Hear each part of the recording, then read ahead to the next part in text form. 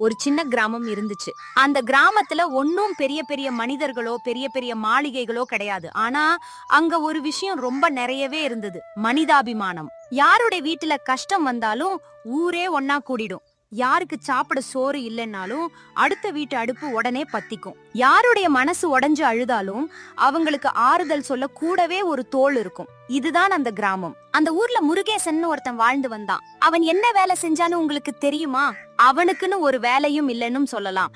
இல்ல ஊர்ல இருக்கிற எல்லா வேலையையும் அவன் தான் செஞ்சான்னு சொல்லலாம். யாருக்காவது தபால் வந்தா முருகேசன் அதை படிச்சு காட்டுவான். கண்ணீர் வர்ற மாதிரியான சோக தபாலா கூடவே உட்கார்ந்து ஆறுதல் சொல்லுவான். சந்தோஷமான செய்தியா அவங்களோட சேர்ந்து அவனும் சிரிப்பான். யாருக்காவது தபால் எழுதணும்னா முருகேசன் அதை எழுதி கொடுப்பான். அவங்க மனசுல இருக்கிற உணர்வுகளை அப்படியே அழகான வார்த்தைகளா மாத்துவான். அந்த வார்த்தைகள்ல அவங்களோட உயிரே வாழும். யாருக்காவது ஒரு ஊர்ல இருந்து இன்னொரு ஊருக்கு செய்தி கொண்டு போய் சேர்க்கணும்னா முருகேசன் தன் காலார நடந்து போய் சொல்லிட்டு வருவான். கால் வலிக்கலாம், ஆனா அவன் மனசு ஒரு நாளும் வலிக்காது. அவனுக்கு மனசுக்குள்ள ஒரே ஒரு ஆசைதான் இருந்தது.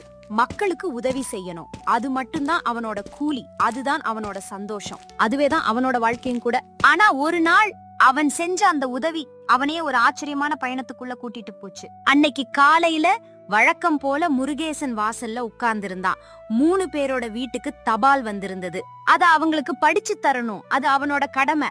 ஒரு பைசா காசு வாங்காத, ஆனா மனசுக்கு ரொம்ப சந்தோஷத்தை தர்ற கடமை. ஏங்க, காப்பி ஆறி போகுது, சீக்கிரம் வாங்க. ஆறி போச்சுன்னா குடிக்கவே முடியாது. அப்புறம் வேற யாராச்சும் வேலை வச்சுட்டு வந்தா இத குடிக்கவே மறந்துடுவீங்க. இதோ வந்துட்டேன், ஒரே ஒரு நிமிஷம். இந்த வெங்கடேசன் ஐயாவுக்கு வந்த தபால படிக்கணும்பா. பையன் சென்னையில இருந்து எழுதியிருக்கான்னு நினைக்கிறேன். அவரு நேத்து சாயங்காலமே இத பத்தி கேட்டுட்டு போனாரு. காத்துட்டு இருப்பாரு. வயசான மனுஷன், ரொம்ப நேரம் காக்க வைக்க கூடாது. அவரோட பையன் எழுதியிருக்கானா? நல்ல செய்தியா இல்ல ஏதாச்சும் சோகமான செய்தியான்னு தெரியலையே. வெங்கடேசன் ஐயா நேத்து சாயங்காலம் வந்து நம்ம வீட்டு வாசல்ல நின்னு, முருகேசா தபால் ஏதாச்சும் வந்திருக்காப்பான்னு 3 தடவை கேட்டுட்டு போனாரு. முதல்ல அதை எடுத்து படிங்க. ரொம்ப நல்ல செய்திப்பா. பையனுக்கு நல்ல வேலை கிடைச்சிருச்சாம். பெரிய நிறுவனம். ஊரை விட்டு போகும்போது ரொம்ப தடுமாறி போனவன் இப்போ நல்ல நிலைமையில இருக்கானாம். வெங்கடேசன் ஐயா இதை கேட்டா ரொம்ப சந்தோஷப்படுவாரு. அந்த பெரியவருக்கு இருக்கிற ஒரே ஒரு பிள்ளை அவன் மட்டும்தான். பையன் நல்லா இருக்கான்னு கேட்டா அந்த தகப்பனுக்கு இதை விட வேற என்ன வேணும்? அப்போ உடனே போய் அந்த செய்திய சொல்லிட்டு வாங்க. அவரு காலையிலேயே இங்க வந்து தபால் வந்ததான்னு கேட்டுட்டு போனாரு. காப்பி கூட குடிக்காம போனாரு. நீங்க போய் இந்த நல்ல செய்திய சொன்னீங்கன்னா அவரு நிம்மதியா காப்பி குடிப்பாரு. அதுவே அந்த நல்ல செய்திக்கு கிடைக்கிற பலன்தான். அதோ பாருங்க, நம்ம ஆண்டி அம்மாள் வர்றாங்க. கையில ஏதோ காகிதம் வச்சிருக்காங்க. அவங்க சும்மா வரமாட்டாங்க. உங்ககிட்ட ஏதோ ஒரு வேலை வச்சுட்டு தான் வர்றாங்க. அம்மா வாங்க வாங்க, இங்க வந்து திண்ணையில உட்காருங்க. நேத்து மழையிலேயே நடந்து வந்தீங்களே, கால் வலிக்கலையா? இந்த வெயில் நேரத்துல ஏன் நடந்து வர்றீங்க? ஆள் அனுப்பி சொல்லி இருந்தா நானே உங்க வீட்டுக்கு வந்திருப்பேனே. கால் வலியா அப்புறம் பாத்துக்கலாம் முருகேசா. நான் வந்த காரியம் ரொம்ப பெருசுப்பா. நெஞ்சில ஒரு பெரிய கஷ்டம் இருக்கு. அத உன்னை தவிர வேற யாராலையும் தீர்க்க முடியாது. நீதான் எனக்கு உதவி செய்யணும். நீ மட்டும் உதவலன்னா என் கஷ்டம் தீரவே தீராதுப்பா. என்ன கஷ்டம் அம்மா? சொல்லுங்க. மனசுக்குள்ளேயே வச்சு புழுங்காதீங்க. என்னால முடிஞ்ச வரைக்கும் அது எவ்வளவு கஷ்டமான காரியமா இருந்தாலும் கண்டிப்பா செஞ்சு தர்றேன். முருகேசா, இந்தாப்பா, இத கொஞ்சம் படிச்சு பாரு. எனக்கு படிக்க தெரியல. இந்த எழுத்துக்களை பார்க்கும் போதெல்லாம் என் கண்ணுல தண்ணி முட்டுதுப்பா. நீயே படி. அம்மா, இது 6 மாசத்துக்கு முன்னாடி எழுதின தபாலாச்சே. யாரு எழுதுனது இது? என் மகன் கணேசன் தான்பா. பட்டணத்திலிருந்து எழுதினான். அதுக்கு நான் உடனே பதில் எழுதி அனுப்புனேன். நீ நல்லா இருக்கியா கண்ணா? உடம்பு எப்படி இருக்கு? சாப்பாடு எல்லாம் நேரத்துக்கு சாப்பிடுறியான்னு எல்லாத்தையும் கேட்டு எழுதினேன். அப்புறம் அவன்கிட்ட இருந்து இன்னொரு தபால் வந்தது. நான் மறுபடியும் பதில் போட்டேன். ஆனா அதுக்கப்புறம் அவன்கிட்ட இருந்து ஒரு தபாலும் வரலப்பா. 6 மாசமா அவன்கிட்ட இருந்து ஒரு வார்த்தை கூட இல்ல. ஒரு செய்தியும் வரல. என் பிள்ளை உயிரோட தான் இருக்கானான்னு கூட எனக்கு தெரியல. அம்மா, ஒருவேளை அவருக்கு வேலை அதிகமா இருந்திருக்கும். பட்டணத்துல வேலை நெருக்கடி ஜாஸ்தியா இருக்குமே. காலையில போனா ராத்திரி தான் வீடு திரும்புவாரு. ஒரு நிமிஷம் மூச்சு விட கூட நேரம் இல்லாம ஓடிட்டு இருப்பாங்க. நீங்க வீணா கவலைப்படாதீங்க. அவரு நல்லா தான் இருப்பாரு. முருகேசா, நான் இந்த வயசு வரைக்கும் வாழ்ந்த வாழ்க்கையில ஒரு விஷயம் நல்லா புரிஞ்சுக்கிட்டேன்பா. மனுஷனுக்கு எவ்வளவு வேலை இருந்தாலும் தன் பெற்ற தாயோட நினைவு ஒரு நிமிஷமாவது வராம போகாது. அந்த ஒரு நிமிஷத்துல ஒரு 4 வரி எழுதி போட அவனுக்கு நேரமா இருக்காது. ஆனா அவன் எழுதல. ஏன் எழுதலைன்னு தான் எனக்கு புரியல. அவன் நல்லா இருக்கானா? அவனோட மனைவி மாலதி நல்லா இருக்காளா? என் செல்ல பேத்தி அவங்க எல்லாரும் சுகமா இருக்காங்களா? இந்த வயசுல எனக்கு கண்ணுல தூக்கமே வரமாட்டேங்குது முருகேசன். ராத்திரி படுத்தா என் பையன் முகம்தான் கண்ணுக்குள்ள வருது. என் பேத்தியோட சத்தம் தான் காதுல கேக்குது. அப்படியே கண்ணை மூடி தவிப்பேன். விடிஞ்சிடுது. அம்மா, அவரோட வீட்டு முகவரி ஏதாச்சும் உங்ககிட்ட இருக்கா? நான் நேரா பட்டணத்துக்கே போய் அவரை பார்த்துட்டு வர்றேன். எப்படியாவது அவரை கண்டுபிடிச்சுடுறேன். நீ பட்டணத்துக்கு போறியா? அது ரொம்ப தூரமாச்சே முருகேசா. அங்க யாரு இருக்காங்க? நீ யாரு வீட்டுல தங்குவே? கையில காசு பணம் இருக்கா? உனக்கு அங்க வழிதான் தெரியுமா? அம்மா வழி தெரியலன்னா 4 பேர்கிட்ட கேட்டு தெரிஞ்சுக்கலாம். கையில காசு இல்லைன்னா கொஞ்சம் கஷ்டப்படலாம். ஆனா நான் அங்க போகாம இங்கேயே இருந்தா உங்களுக்கு மனசு ஆறி தூக்கம் வருமா? எனக்கும் பக்கத்து ஊர்ல ஒரு வேலை இருக்கு. அப்படியே அந்த வழியா வண்டி ஏறிடுவேன். வேலுசாமியையும் என் கூட கூட்டிட்டு போறேன். முகவரி இருந்தா சுலபமா கண்டுபிடிச்சிடலாம். முகவரி இருக்கா? இதோ இதுக்கு பின்னாடி அவனோட முகவரியை எழுதி இருக்கான்பா. ஆனா முருகேசா, உன்கிட்ட ஒரு விஷயம் சொல்லணும். கணேசன் என்ன வந்து பாப்பான்னு எனக்கு இப்போ நம்பிக்கை இல்லப்பா. அவன் பட்டணத்துல நல்லா படிச்சு வேலை பாக்குறவன். நான் கிராமத்துல இருக்கிற ஏழை தாய். நம்ம உறவு எப்போ எங்க முறிஞ்சுதுன்னு எனக்கு தெரியல. ஆனா எனக்கு என் பிள்ளை நல்லா இருக்கான்னு தெரிஞ்சா மட்டும் போதும். அதை மட்டும் அவன்கிட்ட கேட்டுட்டு வந்து என்கிட்ட சொல்லுப்பா. சரிங்கம்மா, நான் போய் பார்த்துட்டு வர்றேன். நீங்க எதை பத்தியும் கவலைப்படாம நிம்மதியா இருங்க. போயிட்டு வர்றேன். ஆண்டி அம்மாள் வீட்டுக்கு கிளம்பி போனாங்க. முருகேசன் கையில அந்த முகவரி காகிதம் இருந்தது. சாந்தி வீட்டுக்குள்ள இருந்து இது எல்லாத்தையும் பார்த்துட்டே தான் இருந்தா. அவ ஒரு வார்த்தை கூட பேசல. ஆனா அவ மனசு முழுக்க முருகேசன் மேல ஒரு பெரிய மரியாதை நிறைஞ்சிருந்தது. ஏங்க நிஜமாவே பட்டணத்துக்கு போறீங்களா? நீங்க தனியா போனா அங்க யாரும் இல்லாத ஊர், ஒருத்தரை கூட தெரியாத தெருக்கள், வெறும் ஒரு முகவரிய மட்டும் கையில வச்சுக்கிட்டு. நான் ஒன்னும் தனியா போகலம்மா. வேலுசாமியையும் என் கூட கூட்டிட்டு போறேன். அவனுக்கும் சென்னையில ஏதோ ஒரு வேலை இருக்கு. ரொம்ப நாளா போகணும்னு சொல்லிட்டு இருந்தான். இப்போ நாங்க 2 பேரும் ஒன்னா போயிட்டு வந்துருவோம். நீ ஒன்னும் கவலைப்படாத. ஆண்டி அம்மாள் ரொம்ப நல்ல மனுஷங்க. அவங்க இந்த ஊர்ல எத்தனை பேருக்கு பிரசவமும் வைத்தியமும் பாத்திருக்காங்க. நம்ம கார்த்திக்கு சின்ன வயசுல கடுமையான காய்ச்சல் வந்தப்ப நடுராத்திரின்னு பாக்காம ஓடி வந்து மருந்து கொடுத்தாங்க. ஒரு பைசா காசு வாங்கல. அப்படிப்பட்ட ஒரு தாய். இப்போ அவங்க இப்படி பிள்ளைய நினைச்சு உருகணுமா? நான் எப்படியாவது அவரை கண்டுபிடிச்சிட்டு வந்துடுவேன். ஒரு தாயோட மனசுக்கு முதல்ல நிம்மதி கிடைக்கணும். அதுதான் இப்போ ரொம்ப முக்கியம். நான் போயிட்டு வர்றேன். வீட்டை பத்திரமா பாத்துக்கோ.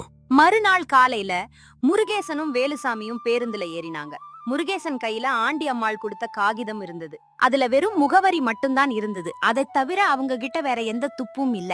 கிராமத்துல இருந்து கிளம்புன அந்த பேருந்து அவங்கள ஒரு புது உலகத்துக்கே கூட்டிட்டு போகுது. ஆனா அந்த பேருந்துல அவங்களோட சேர்ந்து ஒரு பெற்ற தாயோட பாசமும் பயணிச்சது. முருகேசா, நான் நேத்து ராத்திரி முழுக்க யோசிச்சு பார்த்தேன்டா. வெறும் இந்த ஒரு முகவரியை மட்டும் கையில வச்சுக்கிட்டு அவ்வளவு பெரிய ஊர்ல போய் எப்படி தேடுறது? பட்டணத்துல எல்லாம் ஒரே தெருவுலயே 100 வீடுகள் இருக்கும்பா. அந்த 100 வீட்லயும் 100 முகம் நமக்கு தெரியாத முகமா இருக்கும். இதெல்லாம் நடக்கிற காரியமா? கண்டிப்பா நடக்கும் வேலு. தேடினா எதையும் கண்டுபிடிச்சிடலாம்டா. இது நடக்காது, அது முடியாதுன்னு நாமளே நினைச்சுக்கிட்டு வீட்டுக்குள்ளேயே முடங்கி உட்கார்ந்திருந்தா அது நிச்சயமா நடக்காது. ஆனா தேடி போனா ஏதோ ஒரு வழியில கண்டுபிடிக்க ஒரு வாய்ப்பு இருக்கு இல்லையா? தேடவே இல்லைன்னா கண்டிப்பாவே கண்டுபிடிக்க முடியாது. அதனால அந்த ஒரு சின்ன வாய்ப்பை கூட நான் கைவிட விரும்பலடா. நீ எப்பவுமே இப்படிதான்டா. எப்பவும் எதையுமே நல்ல விதமாவே பேசுவ. நடக்காதுன்னு நான் சொன்னா நடக்கும்னு சொல்வ. கஷ்டம்னு சொன்னா அதுல ஒரு கஷ்டமும் இல்லைன்னு சொல்வ. சரி, எப்படியாவது கண்டுபிடிப்போம். ஆனா என்கிட்ட ஒரு கேள்வி இருக்குடா. அந்த கணேசன் 6 மாசமா தன் தாய்க்கு ஒரு தபால் கூட எழுதாம மறந்திருக்காரு. அப்படிப்பட்டவர் இப்போ நம்மள பார்க்க மறுத்துட்டா, இல்ல கதவை தாழ் போட்டு நம்மள வெளியவே நிக்க வச்சுட்டா என்ன பண்றது? அவர் என்ன சொன்னாலும் எப்படி நடந்துகிட்டாலும் ஆண்டம்மாள் ஊர்ல நல்லா இருக்காங்க. அவங்க வாழ்க்கை அங்க நல்லபடியா ஓடிட்டு இருக்குன்னு அவர்கிட்ட சொல்லிட்டு அப்படியே கிளம்பி வந்துடுவோம் வேலு. அது போதும். அதுக்கு மேல அவங்க குடும்ப விஷயத்துல நாம எதுவும் தலையிட முடியாது. நம்ம வெளியாள் தானே. ஆனா நாம இப்போ போறது ஒரு ஏழை தாய்க்காக. அந்த அம்மாவோட மனசுக்கு ஒரு நிம்மதி கிடைக்கணும். அது மட்டும்தான் நம்ம வேலை. பெத்த அம்மாவை பத்தி ஒரு மகனுக்கு கவலையே இல்லனா அதை விட ஒரு பெரிய இழப்பு இந்த உலகத்துல வேற எதுவுமே இல்லடா. காசு பணத்தை இழந்தா கூட மறுபடியும் சம்பாதிச்சிடலாம். வேலையை இழந்தா வேற வேலை தேடிக்கலாம். ஆனா பெத்த தாயை இழந்துட்டா அந்த பாசத்தை நம்மளால எப்போவாச்சும் திரும்ப பெற முடியுமா? வேலு, எங்க அம்மா நான் சின்ன பிள்ளையா இருக்கும் போதே என்னை விட்டு பிரிஞ்சு போயிட்டாங்கடா. அப்போ எனக்கு வெறும் 5 வயசு தான். எங்க அம்மா முகம் கூட இப்போ என் ஞாபகத்துல இல்ல. அவங்க சத்தம் கூட என் காதுல இல்ல.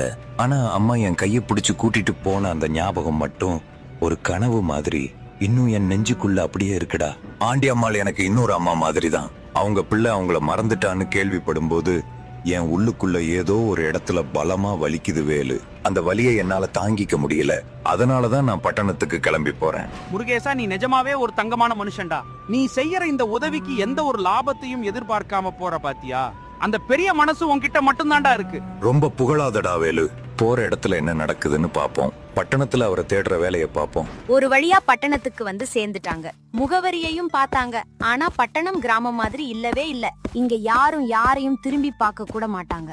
இவ்வளவு பெரிய கூட்டத்துக்கு நடுவுல நடந்து போனாலும் நாம ஏதோ தனியா நடக்கிற மாதிரி தான் ஒரு உணர்வு வரும். இங்க ஒரு தெருவுக்குள்ள போனா 50 வீடுகள் இருக்கும். அந்த 50 வீடுகள்லயும் 50 விதமான குடும்பங்கள் இருக்கும். எல்லாரும் அவங்க சொந்த வாழ்க்கையிலயும் ஓட்டத்திலயும் மூழ்கி போயிருப்பாங்க.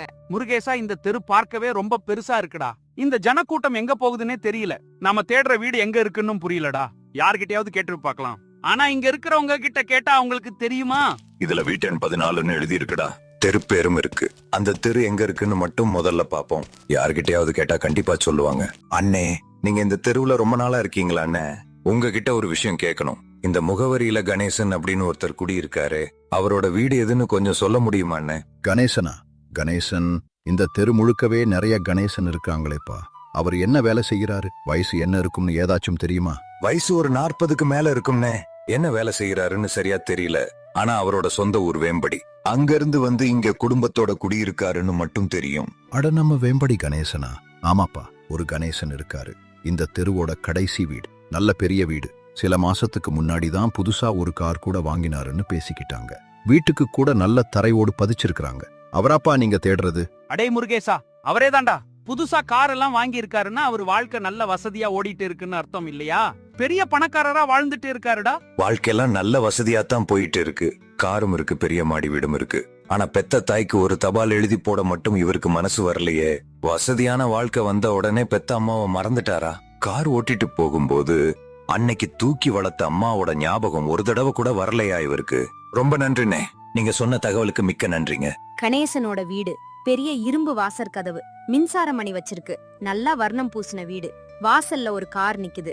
முருகேசன் போய் பொத்தான அழுத்துறான். யாரு நீங்க? என்ன வேணும் இப்போ? யார தேடி வந்திருக்கீங்க? அம்மா, என் பேரு முருகேசன். உங்க கணவர் கணேசன் ஐயாவோட சொந்த ஊரான வேம்படியில இருந்து வர்றேங்கம்மா. அவரை ஒரு தரம் பார்க்கணும். அவர்கிட்ட ஒரு முக்கியமான செய்தி சொல்லணும். ரொம்ப நேரம் ஆகாதுங்கம்மா. வேம்பட்ல இருந்தா? அதுக்காகவா இவ்வளவு தூரம் தேடி வந்தீங்க? என்ன விஷயம் இப்போ? உங்களை யாரு இங்க அனுப்பி வச்சது? அவரோட பெற்ற தாய் ஆண்டி அம்மாள் தான் எங்களை அனுப்பி வச்சாங்கம்மா. அவங்க ஒரு செய்தி சொல்ல சொன்னாங்க. ஒரே ஒரு நிமிஷம் அவரை வெளியே வர சொல்லுங்கம்மா. மாலதி உள்ள போறா. ஆனா கதவை முழுசா பூட்டல. உள்ள இருந்து அவங்க 2 பேரும் ஏதோ முணுமுணுப்பா பேசிக்கிறது கேக்குது. முருகேசனும் வேலுசாமியும் கொஞ்ச நேரம் வாசல்லயே காத்துட்டு நிக்கறாங்க. அப்புறம் கணேசன் வெளியே வர்றாரு. என்ன விஷயம்ப்பா? வேம்பட்ல இருந்து வர்றீங்களா? நான் இப்ப ரொம்ப வேலை பளுவுல இருக்கேன். சீக்கிரம் என்னன்னு சொல்லுங்க. உங்களை யாரு இங்க வர சொன்னது?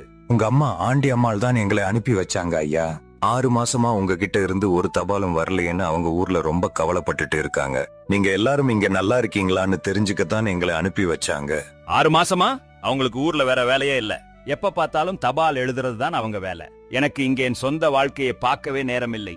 ஆபீஸ் வேலை இருக்கு, குடும்பம் இருக்கு, குழந்தை இருக்கு.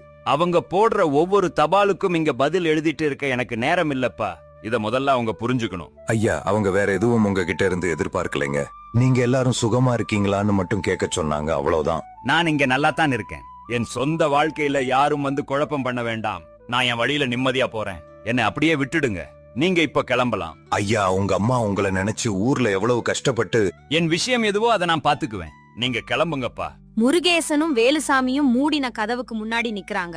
வேலுசாமி கோபத்துல உடம்பெல்லாம் நடுங்குறான். முருகேசா, இவன் என்னடா மனுஷன்? இவன் பெத்த அம்மாடா.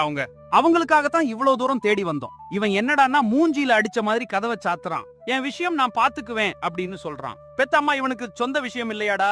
ஒரு 6 மாசத்துல பெத்த தாய்க்கு 4 வரி கடிதம் எழுத நேரம் இல்லாத இவன் என்னடா இங்க சொகுசு வாழ்க்கை வாழ்ந்துட்டு இருக்கான்? வேலு, அவன் போனா போகட்டும்டா. நாம கோபப்பட வேண்டாம். ஆனா இப்போ எனக்குள்ள ஒரு பெரிய கவலை வந்துருச்சுடா. என் மனசை ஏதோ ஒண்ணு தடுத்து நிறுத்துது. என்னடா அது? நம்ம பேசிக்கிட்டு இருந்தப்போ வீட்டுக்குள்ள இருந்து அவர் பொண்ணோட சத்தம் கேட்டதுடா. ஆனா அந்த சத்தம் ஒன்னும் சந்தோஷமான சத்தமோ சிரிக்கிற சத்தமோ இல்லடா. அது ஏதோ ஒரு அன்புக்காக தவிக்கிற மாதிரியான ஒரு அமைதி சத்தம்டா. அந்த அமைதி எனக்கு ஏனோ சரியா படலடா. அங்க என்னன்னு நமக்கு என்ன தெரியும்? ஒருவேளை நம்ம கிராமத்து தோற்றத்தை பார்த்து அந்த பொண்ணு பயந்துருக்கும்டா. நாம இப்போ கிளம்பலாமா? இல்ல வேலு, நம்ம இப்போதைக்கு இங்க இருந்து போக வேண்டாம். கொஞ்ச நேரம் இங்கேயே காத்துட்டே இருப்போம். ஒரு ஏழை தாய் தன் பிள்ளைக்காக என்னை இங்க அனுப்பி வச்சிருக்காங்க. நான் காலி கையோட ஊருக்கு திரும்ப மாட்டேன்டா. கொஞ்சம் பொறுமையா இருப்போம். முருகேசன் அந்த வீட்டுக்கு வெளியேயே காத்துட்டு நின்னான். வேலுசாமி பக்கத்துல நின்னு ஏதேதோ கோபமா முணுமுணுத்துக்கிட்டே இருந்தான். ஆனா முருகேசன் அதை எதையும் காதுல வாங்கல. அவனோட மனசு அங்கிருந்து நகரவே மாட்டேங்குது. வீட்டுக்கு வெளியே ஒரு மரம் இருக்கு. அதோட நிழல்ல முருகேசனும் வேலுசாமியும் உட்கார்ந்திருக்காங்க. கொஞ்ச நேரம் கடந்து போகுது. முருகேசா, இன்னும் எவ்வளவு நேரம் தாண்டா இங்கேயே உட்கார்ந்துருப்போம்? அவருதான் மூஞ்சில அடிச்ச மாதிரி கதவை சாத்திட்டாரே. இனிமே கண்டிப்பா திறக்க மாட்டாரு. ஒருவேளை கதவை திறந்தாலும் நம்மள பார்க்க மாட்டாரு. பார்த்தாலும் நாம சொல்றத காது கொடுத்து கேட்க மாட்டாருடா. நாம வேம்படியில இருந்து இவ்வளவு தூரம் பசியோட வந்திருக்கோம். இன்னும் ஒரு வாய் சோறு கூட சாப்பிடல. சும்மா இங்கேயே. வேலு, கொஞ்சம் பொறுமையா இருடா. நம்ம வேம்படியில வயல்வெளியில ஒரு மரத்தடியில காத்துட்டு இருப்போம் இல்லையா? அது பயிருக்கு தண்ணி பாயிற வரைக்கும் பொறுமையா இருக்குமே. அது போலத்தான் இதுவும். காலையில விடிஞ்சாத்தானே மொட்டுப்பூவா மலரும். அது வரைக்கும் காத்திருப்போம். இங்கேயும் ஏதோ ஒரு நல்ல விஷயம் நடக்கும்டா. இங்க இருக்குது ஒன்னும் நிழல் தர்ற மரம் இல்லடா. வெறும் கல்லுதான் நிக்குது. அவரு மனசும் அந்த கல்லு மாதிரிதான். அந்த பாறை நெஞ்சம் என்னைக்காச்சும் முருகுமாடா? வீட்டின் வாசற் கதவு திறக்குது. மாலதி பதற்றத்தோட வெளியே வர்றா. அவ முகம் முழுக்க கலங்கி போய் இருக்கு. அழுகையால கண்கள் நல்லா சிவந்திருக்கு. முருகேசன் எங்க இருக்கான்னு சுத்தியும் முத்தியும் தேடி பாக்குறா. அவனை கண்டுபிடிச்சிடுறா. நீங்க இன்னும் இங்கேதான் இருக்கீங்களா? ஊருக்கு கிளம்பலையா? என் கணவர் தான் உங்களை கிளம்ப சொல்லிட்டாரே. இல்லைங்கம்மா, நாங்க இன்னும் கிளம்பல. இங்க சின்ன சின்ன வேலைங்க இருந்தது. ஏதாச்சும் விஷயமாங்கம்மா?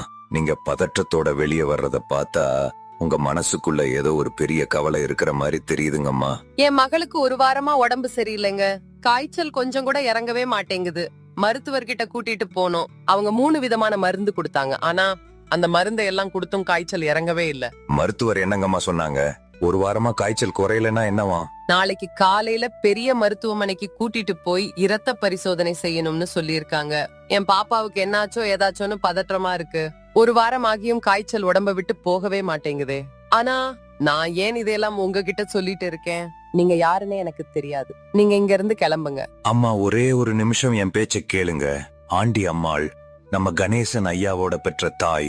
அவங்க ரொம்ப கைராசியான நாட்டு வைத்தியம்மா. பாரம்பரிய கிராமத்து வைத்தியம் மட்டும் இல்லாம சித்த மருத்துவமும் நல்லா கத்துக்கிட்டவங்க.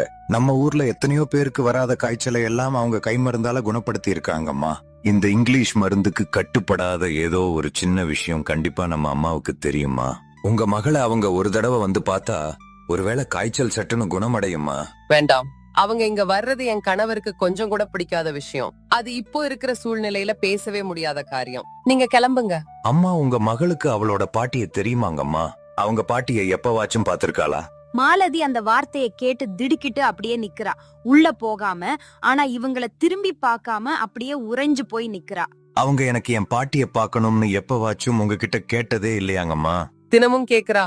அவ கேட்காதனால இந்த வீட்டுல இல்ல. அம்மா, என் பாட்டி எப்போமா வருவாங்க? நம்ம பாட்டி வீட்டுக்கு போகலாமா அம்மா? பாட்டி மடியில படுத்து கதை கேட்டா என் காய்ச்சல் சட்டுன்னு ஓடிடுமான்னு சொல்றா. காய்ச்சல் கொதிக்கிறப்ப கூட அழுதுகிட்டே அவங்கள தான் கேக்குறா. எனக்கு பாட்டி வேணும்னு அந்த பொண்ணு அழுகுறா பாத்தீங்களா? அதுல எந்த ஒரு சுயநல கணக்கும் இல்லைங்கம்மா. அது தெய்வத்துக்கு சமமான தூய்மையான பாசம். அந்த பாசத்தோட குரலுக்கு மதிப்பு கொடுங்கம்மா. பெரியவங்க பேசுற வீம்ப வேணா நம்ம யோசிச்சு பார்க்கலாம். ஆனா அந்த பொண்ணு அழுகிற குரலுக்கு நாம செவி சாய்த்து தானே ஆகணும். மாலதி ஒரு நிமிஷம் அப்படியே வாயடைச்சு நிக்கிறா. கண்களை ஆழ மூடி திறந்து ஏதோ ஒரு பெரிய முடிவுக்கு வர்றா. அப்புறம் வாசற் கதவை திறந்து உள்ள வேகமா போறா. ஆனா இந்த தடவை அவ கதவை சாத்தவே இல்ல. அப்படியே திறந்து வச்சுட்டு போறா. முருகேசா, அவங்க நாம சொன்ன நியாயத்தை கேட்டு மனசு மாறி இருக்காங்கன்னு நினைக்கிறேன்டா. நாம இப்ப நேரா வீட்டுக்குள்ள போகலாமாடா? இல்ல வேலு, அவசரப்பட்டு இப்ப உள்ள போக வேண்டாம். இன்னும் கொஞ்ச நேரம் பொறுமையா இருடா. இங்க ஒரு நல்ல விஷயம் கண்டிப்பா நடக்க போகுது. அதை என் மனசாட்சி எனக்கு ஆழமா உணர்த்துதுடா. கொஞ்ச நேரம் கழிச்சு மறுபடியும் கதவு திறக்குது. கணேசன் வெளியே வர்றாரு. அவரோட முகத்துல இந்த தடவை வேற மாதிரி ஒரு பாவனை தெரியுது.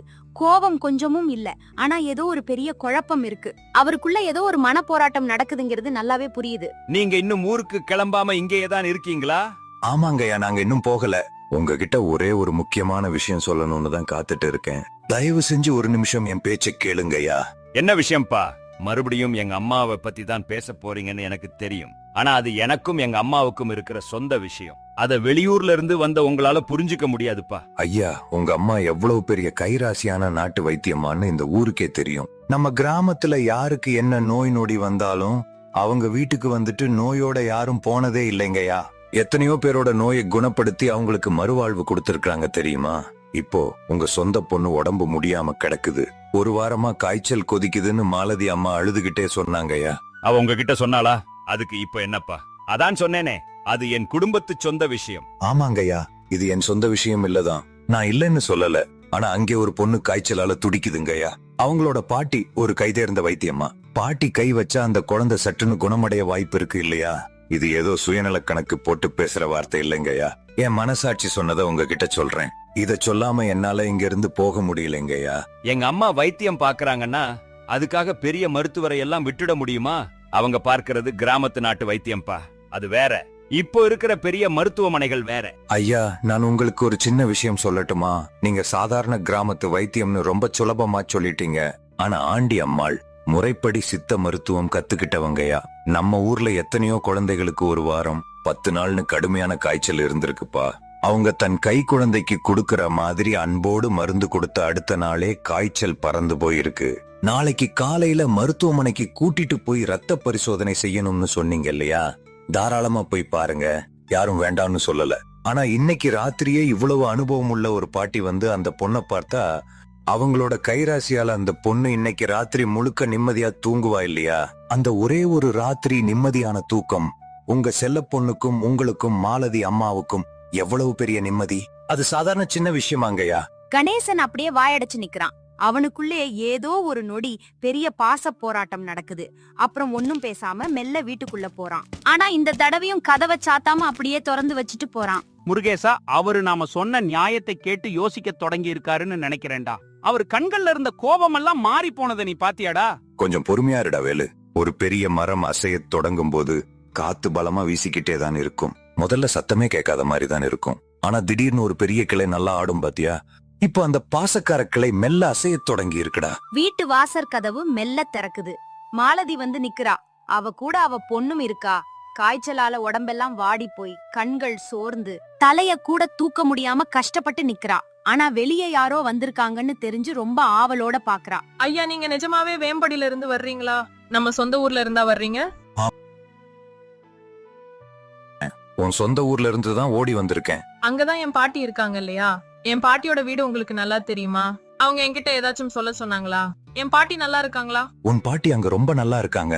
ஆனா அவங்க எப்பவும் உன்னைதான் நினைச்சிட்டே இருக்காங்கடா. தினமும் உன்னை நினைச்சு நினைச்சு உருகிட்டு இருக்காங்க.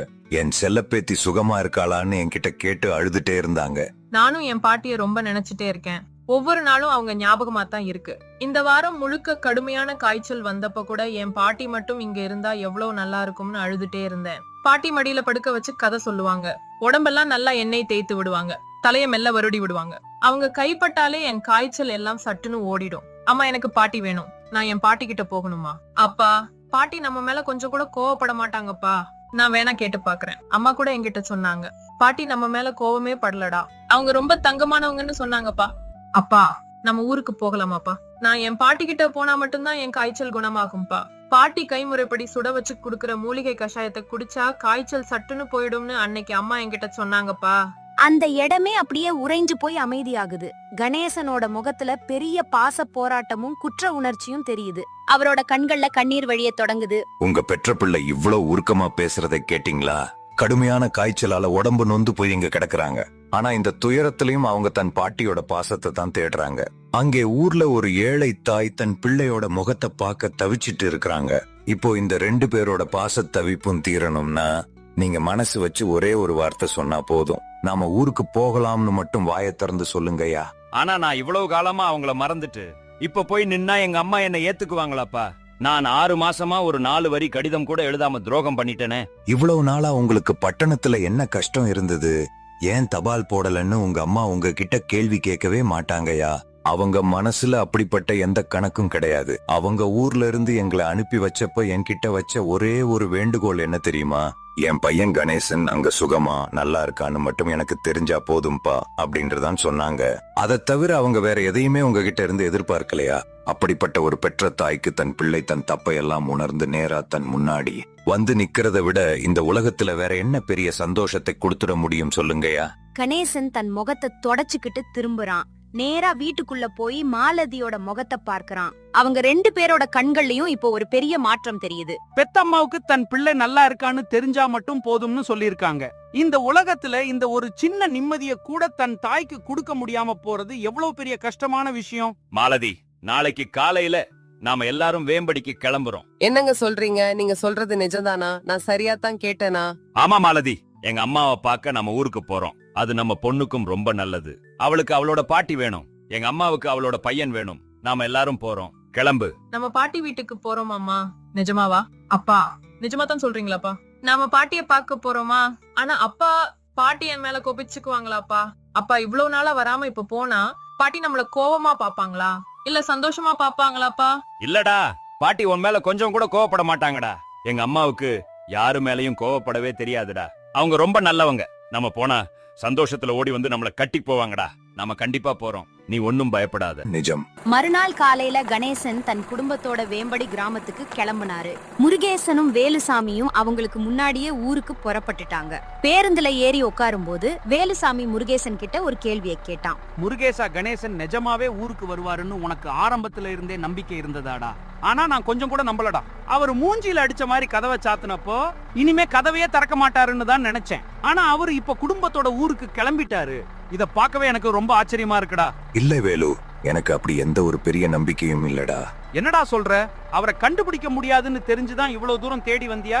நம்பிக்கை இல்லைங்கிறதுக்காக தேடாமலே இருக்க கூடாது இல்லையா வேலு? ஆனா நான் ஒன்ன மட்டும் ஆழமா நம்புனேன்டா.